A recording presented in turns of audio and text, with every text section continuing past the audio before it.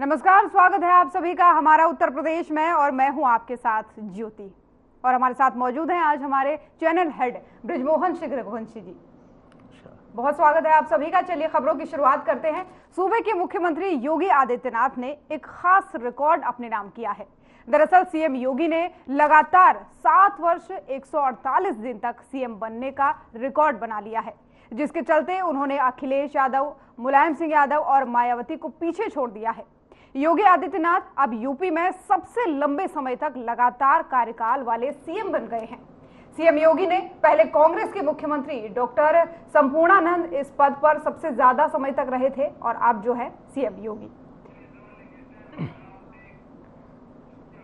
तो चलिए इसी खबर पर ज्यादा जानकारी देंगे और ज्यादा डिस्कशन हम करेंगे हमारे चैनल हेड बृजमोहन सिंह रघुवंशी के साथ। सर, सबसे पहले तो बहुत बहुत स्वागत है आपका, हमें समय देने के लिए, हमारे दर्शकों को समय देने के लिए। जानना चाहेंगे आपसे कि ये 7 साल कितने बेमिसाल रहे, क्योंकि हर एक क्षेत्र में देखें तो कहीं ना कहीं विकास दिखता है यूपी के अंदर। देखिए, एक बड़ी बात मैं खासतौर से अपने दर्शकों से मैं बताना चाहता हूं, क्योंकि आप ये देखिए, मैंने लगभग 2002 में जो भारतीय जनता पार्टी की आखिरी सरकार थी जिसमें राजनाथ सिंह जी मुख्यमंत्री थे, उससे पहले मैंने उस समय राम प्रकाश गुप्ता जी मुख्यमंत्री बने थे थोड़े समय के लिए भाजपा के, और उससे पहले कल्याण सिंह जी होते थे। लेकिन 2002 के बाद से फिर मायावती की सरकार बनी उनको, क्योंकि ये एक बीच में तय हुआ था कि 6 महीने मुख्यमंत्री बसपा की रहेंगे और 6 महीने भाजपा की रहेंगे। लेकिन मायावती जी ने 2003 में जब सरकार बनती है तो उसके बाद उन्होंने मुख्यमंत्री पद त्याग करने से मना कर दिया। तो उसके बाद से भाजपा ने उनसे समर्थन वापस ले लिया और उस समय 2003 के मध्य में समाजवादी पार्टी की सरकार बनती, जो 2007 तक रहती है। 2007 में मुलायम सिंह यादव जी 2003 में मुलायम सिंह यादव जी मुख्यमंत्री बनते हैं और फिर 2007 तक वो मुख्यमंत्री रहते हैं और फिर वापस 2007 में मायावती जी यहाँ पे मुख्यमंत्री का पदभार ग्रहण करती हैं और उसके बाद वो 2007 से 12 रहती हैं। 2012 में अखिलेश यादव बनते हैं उत्तर प्रदेश के मुख्यमंत्री, जो सबसे युवा मुख्यमंत्री का उनके ऊपर ये तबका था जो है। लेकिन मैं आपको बताते चलूं, खास तौर से जब योगी आदित्यनाथ जी ने मार्च 2017 में यह पदभार ग्रहण किया, उस समय के बाद से उत्तर प्रदेश की राजनीति में जैसे भूचाल आ गया। जो राजनीतिक समीकरण यहां पे, जो आम राजनीतिक जिस प्रकार से जब वो पद पे रहते थे तो उन्होंने अपने परिवार को, अपने मित्रों को, अपने दोस्तों को लाभ पहुंचाया और यहां पे 5 साल के बाद वो मुख्यमंत्री बन ही नहीं पाया। ये उत्तर प्रदेश की परिपाटी थी। यहाँ के मुख्यमंत्री जो पद होता था यहाँ पे खासतौर से, उसको लेकर के यहाँ पे बहुत ही हम कह सकते हैं, क्योंकि ये जो 2 दल थे, समाजवादी पार्टी और बहुजन समाज पार्टी, ये सिर्फ एक चेहरे के दल हुआ करते। तो इसमें सबको पता रहता था कि यही मुख्यमंत्री बनेंगे। लेकिन भारतीय जनता पार्टी, जिसको डेमोक्रेटिक पार्टी बोली जाती है आज के समय पे, जहां पे कोई एक चेहरा सिर्फ लगातार यहां पे नहीं बन सकता। आपने देखा होगा अभी मध्य प्रदेश में मुख्यमंत्री हटाए गए, छत्तीसगढ़ में मुख्यमंत्री हटाए गए, राजस्थान में मुख्यमंत्री का जो चेहरा था बदला गया, यूपी का चेहरा नहीं बदला गया। अब आप सोचिए उसका कारण क्या है। क्योंकि योगी आदित्यनाथ इन सभी मुख्यमंत्रियों के मुकाबले जो उनका कार्यशैली है वो अद्भुत है। और इस बात को मैं इसलिए कह सकता हूं आपसे कि 2017 से तो मैं इस पूरे उनकी कार्यशैली को तो वॉच कर रहा हूं, लेकिन जब वो सांसद गोरखपुर हुआ करते थे तब भी मैं उनको वॉच करता था और उनकी कार्यशैली में कोई परिवर्तन नहीं आया। प्रदेश के विकास के लिए, चाहे खास तौर से लॉ एंड ऑर्डर की अगर हम बात करें, महिला सुरक्षा की हम बात करें, विकास की बात करें, प्रगति की बात करें, जो खास तौर से मुख्यमंत्री योगी आदित्यनाथ के नेतृत्व में ये जो काम हुआ है। देखिए, मैं आपको बताते चलूं, लोग कहते हैं कि एक्सप्रेसवे बना हुआ है, ठीक बात है, अखिलेश यादव जी ने अपने कार्यकाल में डेवलपमेंट्स किए हैं, लेकिन अगर वो डेवलपमेंट्स इतने बेहतरीन होते हैं तो आपकी अगली सरकार भी चुनी जानी चाहिए। मैं ये कह सकता था कि प्रधानमंत्री नरेंद्र मोदी जी की जो इस बार सरकार में उनके 32 सांसद कम हो जाते हैं, तो कहीं ना कहीं थोड़ी बहुत जो चूक हुई है, जो कमी आई है, या हम दूसरे दलों का कह सकते हैं कि जो उनकी फेवरेटिज्म, ऐसा नहीं है कि अगर अमिताभ बच्चन की कोई फिल्म फ्लॉप होती है तो ये माना जाए कि वो कलाकार अच्छे नहीं। हम ये कह सकते हैं कि हो सकता है लोग रणबीर कपूर को पसंद कर रहे हो, या जो नए आर्टिस्ट आजकल खास तौर से कलाकार आ रहे हैं, कार्तिक आर्यन को पसंद कर रहे हैं, उसकी वजह से उनकी फिल्में चल रही। लेकिन अगर अमिताभ बच्चन की कोई फिल्म फ्लॉप होती तो ये नहीं माना जा सकता कि वो कलाकार अच्छे नहीं।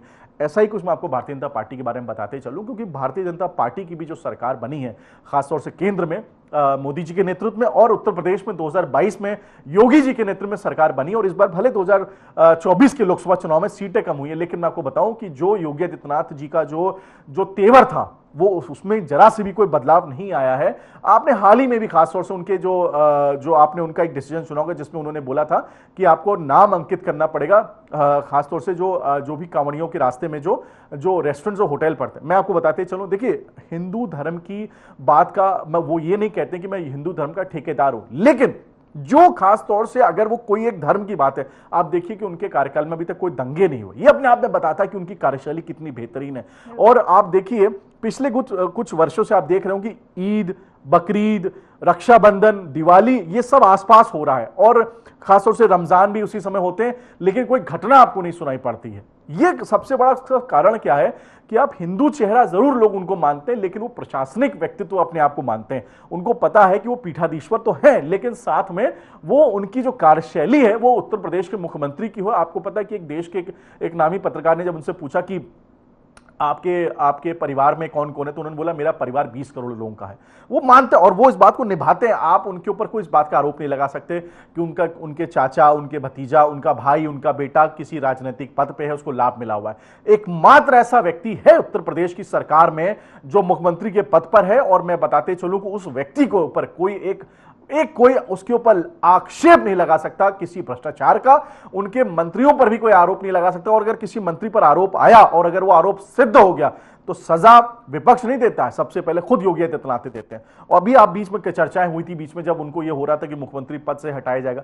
देखिए ये कोई आपका, मैं कह सकता हूं ये कोई वो दल नहीं भारतीय जनता पार्टी जिसको कभी उसको उठाया फिर उसको हटा दिया, कि उसको हटाया उसको, ये नहीं होता है।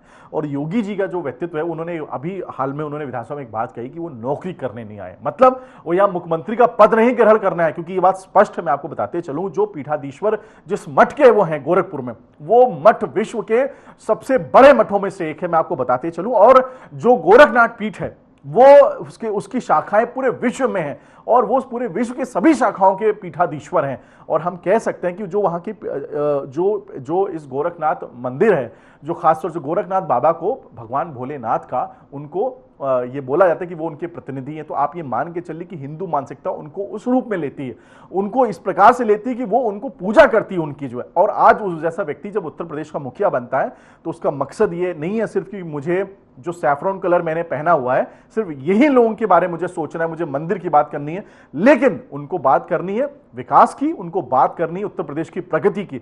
अभी मैं आपको बताते चलूं कि अभी हाल ही में खासतौर से यहां पे कई सारे आपने देखा कि यहां पे उन्होंने इन्वेस्टर समिट की बात कही थी। उत्तर प्रदेश में कोई फैक्ट्री नहीं लगाने के लिए आना चाहता था।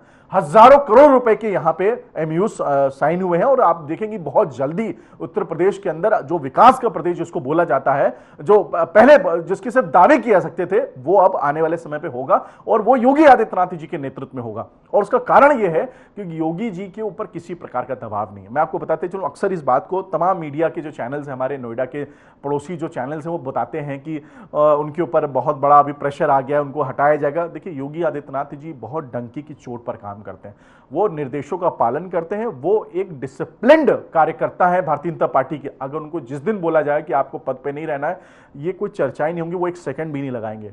क्योंकि वो जब यहां पे आए थे तो उनकी इच्छा नहीं थी मुख्यमंत्री बनने की, उनको बुलाया गया था। जिनकी इच्छा थी मुख्यमंत्री बनने की, आप समझ सकते हैं, वो सब लोग जो है, कोई काशी विश्वनाथ जी के दर्शन कर रहा था, कोई दिल्ली के अंदर अब सभी लोगों से बता रहा था कि मैं अब मेरा ये विभाग मिलने वाला, आपको मैं ये बांटूंगा। ये योगी जी अपने मठ में बैठे हुए थे जब 2017 मार्च में उनको फोन आता है दिल्ली से एक बड़े नेता का कि आपको गोरखपुर से दिल्ली आना है उनके पास। अब मैं बताते चलूं, खासतौर से उन्होंने बोला कि इस टाइम रात का टाइम तो कोई ट्रेन भी नहीं, मैं कैसे जाऊंगा।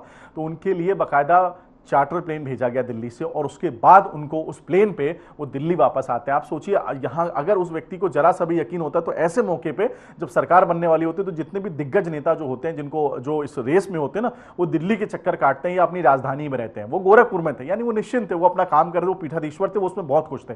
उनको ही जब जिम्मेदारी मिली है तो उनका साफ ये कहना है, अगर मुझे जिम्मेदारी मिली है तो मैं इसका निर्वहन पूरी कर्तव्य निष्ठा के साथ करूंगा और इसके लिए जो भी मेरे जो सर्वोच्च मेरे जो सुप्रीम लोग हैं, चाहे वो भारतीय जनता पार्टी के राष्ट्रीय अध्यक्ष हो, चाहे गृह मंत्री अमित शाह जी हो या प्रधानमंत्री श्री नरेंद्र मोदी जी हो, वो पूरी तरीके से उनका पालन करते हैं और आम कार्यकर्ता की भी मदद करते हैं। लेकिन मैं बताते हैं, जो बीच में कुछ कार्यकर्ताओं ने, कुछ लोगों ने उनके ऊपर इस प्रकार का उनके अधिकारियों पर आरोप लगाए। देखिए मुख्यमंत्री योगी आदित्यनाथ जी का नजर हर व्यक्ति के ऊपर रहती है, अपने अधिकारियों पर।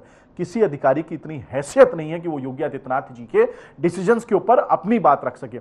मात्र इतना जरूर है कि वो ये कहते हैं कि कार्यकर्ता अगर आपके पास आए, अगर वो जनहित की बात कर रहा है, आप जरूर उसके काम करिए। लेकिन अगर वो ये बोल रहा है कि मुझे ये प्लॉट अलॉट कराना है, मुझे ये 2 ऐसे अपराधियों को छुड़वाना है, या मेरा भाई जिसने रेप का मुकदमा जिसके ऊपर है उसको करवाना है, ऐसे कोई काम आप नहीं करेंगे।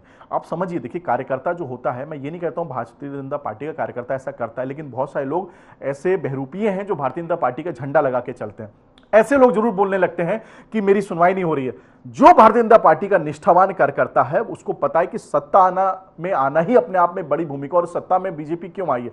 आज भी मैं आपको बताते चलूं कि भारतीय जनता पार्टी की जो सरकार उत्तर प्रदेश में है उसको अन्य दलों से ज्यादा, बहुत ज्यादा उसको ऐसा पार्टी मानी जाती है जिसमें लोग बड़े पढ़े लिखे अच्छे बेहतरीन लोग हैं। हाँ, जो दूसरे दलों में जो लोग हैं वो भी अच्छे हैं, लेकिन उनके ऊपर उद्दंडता, अपराध, इनका बहुत बड़ा उन पर आक्षेप लगता है। उसका कारण एक चीज क्या है, देखिए मैं ये नहीं कहता हूं कि यहां पे कुछ राजनीति में तो हर अपराधीकरण भी हुआ है, खासतौर से अपराधियों का राजनीतिकरण हो चुका है, लेकिन मैं आपको बताते चलूं कि भारतीय जनता पार्टी में अगर कोई अपराधी कभी हुआ होगा या उसके ऊपर कोई बैकग्राउंड होगा, उसको बहुत पीछे रखा जाता है, वो कभी भी फ्रंट पे नहीं रहेगा। और अगर उसने राजनीति में जब वो तभी एंटर किया करेगा जब वो अपराध से अपने उसका वास्ता नहीं हो चुका होगा।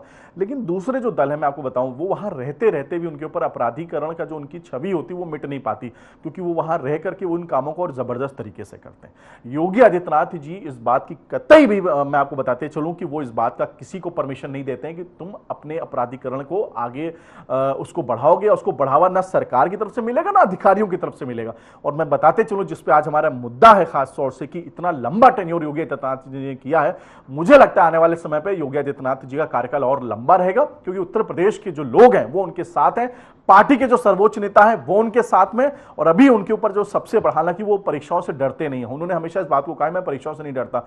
उनकी भी एक छोटी सी परीक्षा है उपचुनावों की, और खास तौर से क्योंकि भारतीय जनता पार्टी को थोड़ा सा, लोग कहते हैं, भारतीय जनता पार्टी नहीं मानती है कि एम्बैरेसमेंट हुआ अयोध्या का सीट हार करके। मैं आपको बताते चलूं, अयोध्या की सीट जो भारतीय जनता पार्टी हारती है उसमें वो पार्टी की हार नहीं है, वो व्यक्ति विशेष की हार है। जो वहां के कैंडिडेट थे उनके ऊपर पब्लिक उनसे नाराज थी, वो लोगों से मिलते नहीं थे, 10 साल से लगातार वो कैंडिडेट थे। तो ऐसा नहीं है कि वो पार्टी की हार है। देखिए, और जनता जो होती है ना वो बड़ी भोली होती है, वो कई बार उसको पता है कि आपने बहुत अच्छा काम किया, लेकिन उसको अगर मान लीजिए आपसे कोई नाराजगी है तो आपसे हट करके वो दूसरे को वोट डाल देती है। यही वहां पे कुछ है। जो आपको मैं बताऊं, जो वर्तमान में जो वहां के सांसद हैं अवधेश प्रसाद जी, वो बहुत पुराने लीडर हैं और वो एक खास जिस समुदाय से वो ताल्लुक रखते हैं उसमें उनकी बड़ी पॉपुलैरिटी है। लेकिन इसका एक कतई मतलब ये नहीं है कि वहां भाजपा की हार हो गई, समाजवादी पार्टी की जीत हुई है। वहां पे अवधेश प्रसाद की जीत हुई है और लल्लू सिंह की हार हुई है। इसे हमें समझना पड़ेगा। किसी भी एक व्यक्ति विशेष के हार जीत से हम उसके ऊपर पूरा बैनर नहीं बनाते। बैनर हम तब बनाते अगर मान लीजिए आपकी सरकार बनती। अखिलेश यादव जी ने जो खास तौर से जो उनकी 37 सीटें आती हैं, अब तक की सबसे ज्यादा उनकी सीटें आई हैं, लेकिन सरकार आज भी उत्तर प्रदेश में और देश में भारतीय जनता पार्टी की बनी है और मेहनत करेंगे। मैं ये नहीं कह सकता कि सत्ता परिवर्तन नहीं हो सकते, क्यों नहीं हो सकते, लेकिन मुझे जो ऐसा लगता है खासतौर से जो योगी आदित्यनाथ जी ने जिस प्रकार का स्केच किया है और लोगों को अगर ये बात पता चल जाए तो मुझे लगता है कि लोग उस बात को कभी भी नहीं इस बात को अवॉइड कर पाएंगे कि योगी आदित्यनाथ ने क्या काम किया। क्योंकि इकलौता ऐसा मुख्यमंत्री जिनको मैं देख रहा हूं इतने वर्षों से, जो सुबह 4:30 बजे ब्रह्म मुहूर्त में उठते हैं, पूजा करते हैं और लगभग 6 बजे वो मुख्यमंत्री की कुर्सी पर बैठ जाते हैं।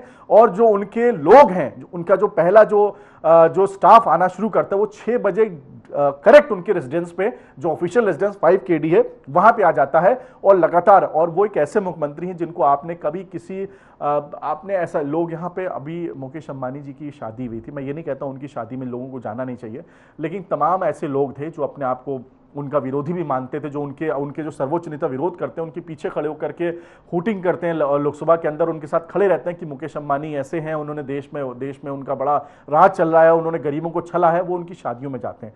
आप योगी आदित्यनाथ जी को कभी भी, जब से वो मुख्यमंत्री नहीं, जब से वो सांसद बने, कि किसी भी ऐसे कार्यक्रमों में वो जाते हैं, वो जनता से जुड़ते हैं, वो अपने मठ से जुड़े हैं, वो अपने धर्म से जुड़े हैं और अपने कर्तव्यों से जुड़े हैं। वो किसी ऐसे कार्यक्रमों आयोजनों में नहीं जाते। उनका मात्र एक अगर लक्ष्य है तो वो है जनहित के कार्य करना, और जो उन्हें जिम्मेदारी दी गई है उसका वो पालन करते हैं। ये उनकी अपनी खास तौर से उनका ये ध्येय है, और इसी ध्येय को पूरा करने के वजह से ही उनको देश के सबसे सर्वोच्च जो नेता हैं वो उन पर पूरा भरोसा करते हैं। लाख मीडिया में कुछ भी चले, हेडलाइंस और टेलीविजन, मैं आपको बताते चलूं, मीडिया को खासतौर से बीजेपी के बारे में कोई कुछ नहीं कह सकता है, उसका कारण यह है कि पहले की जो पार्टियां हुआ करती थी वो मीडिया के साथ डिस्कशन करती थी। अब अगर जो सरकार है, खासतौर से ये जो नई वाली भाजपा है, ये डिस्कशन मीडिया से नहीं करती, वो अपने कार्यकर्ताओं में, अपने संगठन में डिस्कशन करते हैं और किसको लाना है, किसको हटाना है, ये उनके अलावा किसी को नहीं पता रह सकता। और जिनको ये जानकारी होती है वो मीडिया को नहीं बताते हैं, वो अपने लोगों को बताते हैं जिनसे वो जुड़ी हुई खबर होती है, ना कि वो सबको बताते हुए चले। ये भाजपा की एक कोर जो टीम है उनकी अपनी एक मैं कह सकता हूं कि उनका एक ये कैरेक्टर है कि वो अपने आप को दूसरे से के सामने प्रदर्शित नहीं करते कि हम ये कर रहे हैं, वो कर रहे हैं। जो करना हो तो वो सामने लेकर के आते हैं। और योगी आदित्यनाथ जी उसी का ही एक स्वरूप है, क्योंकि मैं बताते चलूं कि भाजपा की मेन विंग से कभी नहीं योगी आदित्यनाथ जी जुड़े रहे, लेकिन जो उनकी जो सोच थी, जो आइडियोलॉजी थी, उस आइडियोलॉजी की वजह से उनको मेन स्ट्रीम में लाया गया और उस मेन स्ट्रीम में उन्होंने अपने आप को प्रूव किया। 2019 का जब चुनाव लोकसभा का होता है तब भारतीय जनता पार्टी ने लगभग 63 सीटें जीती वहां पे सहयोगी दलों के साथ मिलकर 67। फिर 2022 में सरकार बनती है उनके। 2024 में जो ये स्थिति रही उसका कारण सिर्फ ये था क्योंकि एंटी इनकम्बेंसी भी थी, तमाम कैंडिडेट हारे हैं, पार्टी नहीं हारी। मैं आपको बताते चलूं, पार्टी हारती तो 240 भी उनके नहीं आते, 242 भी नहीं आते।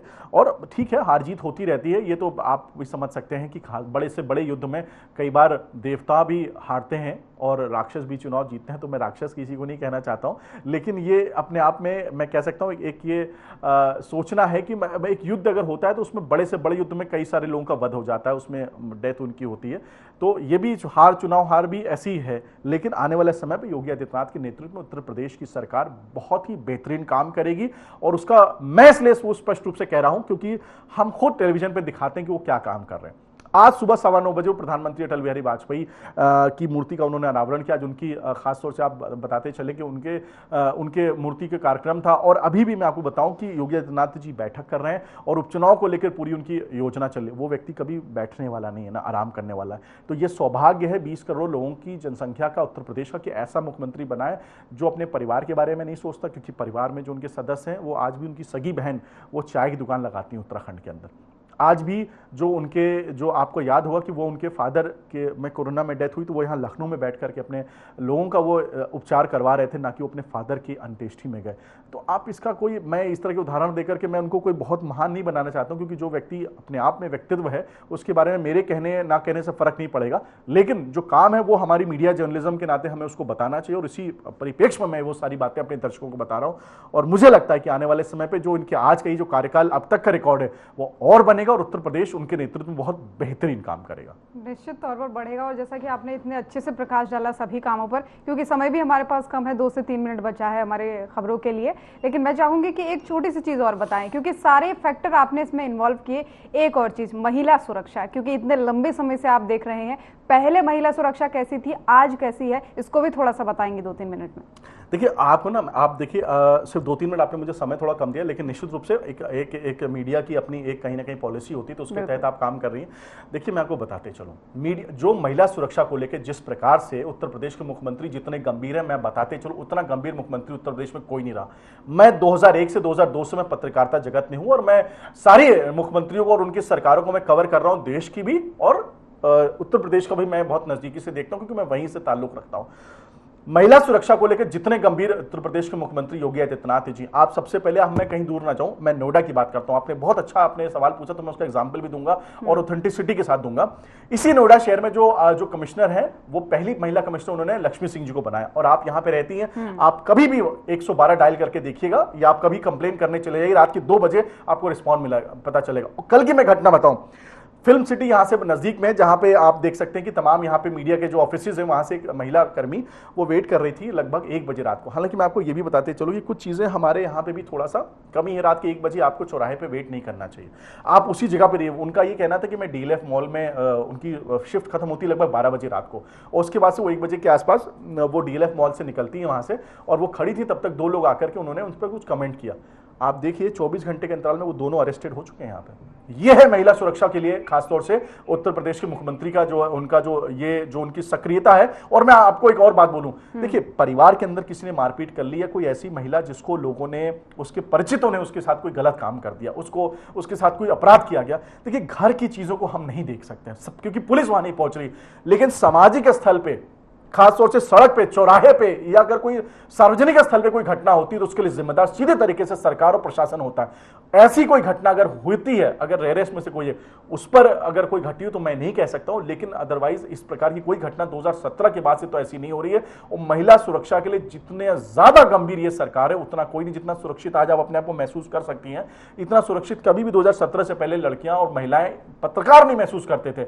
और मुझे लगता है कि अगर कोई कभी एक आध घटना होती है तो चाहे वो किसी भी कार्यकर्ता, चाहे इनका अपना कार्यकर्ता अगर भी जुड़ा हो या किसी और भी बड़े से बड़ा आदमी हो, ये लोग बख्शते नहीं उसका। इनका भी मैं लेटेस्ट उदाहरण दूं, कुलदीप सेंगर इन्हीं का ही विधायक हुआ करता था, उसके ऊपर रेप के चार्जेस लगे, मर्डर के चार्जेस लगे, वो आज भी जेल में, कैंसर है उसको, और दिल्ली की तिहाड़ जेल में है वो, लेकिन उसको मेडिकल ग्राउंड पे भी उसको बेल नहीं मिल रही है। उनकी पत्नी को जिला पंचायत अध्यक्ष का उनको टिकट दिया गया 2021 में, जैसे ही पता लगा मुख्यमंत्री योगी आदित्यनाथ को, उन्होंने कहा नहीं इस प्रकार के, चाहे क्योंकि वो देखिए आप समझ सकते हैं ऐसे प्राधिकरण वाले जो लोग हैं वो अपने क्षेत्र में बड़े पॉपुलर होते हैं, चाहे दबाव से धमका करके, तो पार्टी सोचती है कि इनको लड़ाने से हमारी पार्टी की एक सीट बढ़ जाएगी। लेकिन योगी जी को जैसी जानकारी लगी उन्होंने वो टिकट वापस करवा दिया और वो टिकट दूसरे को मिलता है और वो महिला वहां से जिला पंचायत अध्यक्ष। और ऐसे में आपको हजार एग्जांपल दे सकता हूं।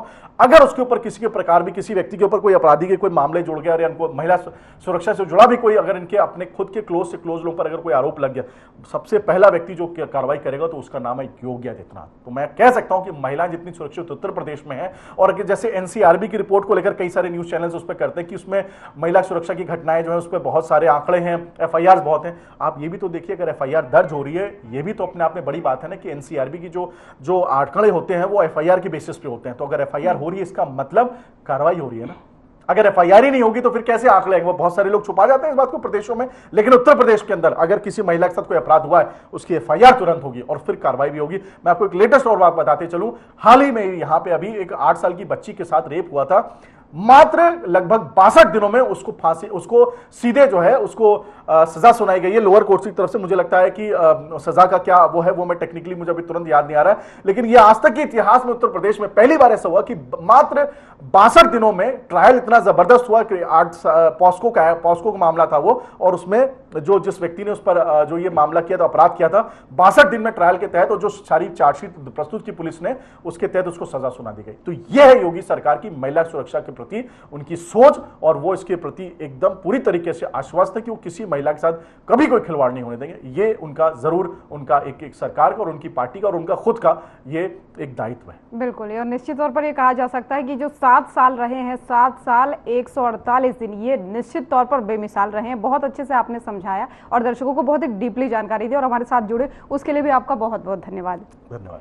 तो हमारा उत्तर प्रदेश देख रहे थे आप। बुलेटिन में फिलहाल इतना ही। खबरें लगातार जारी हैं। नमस्कार।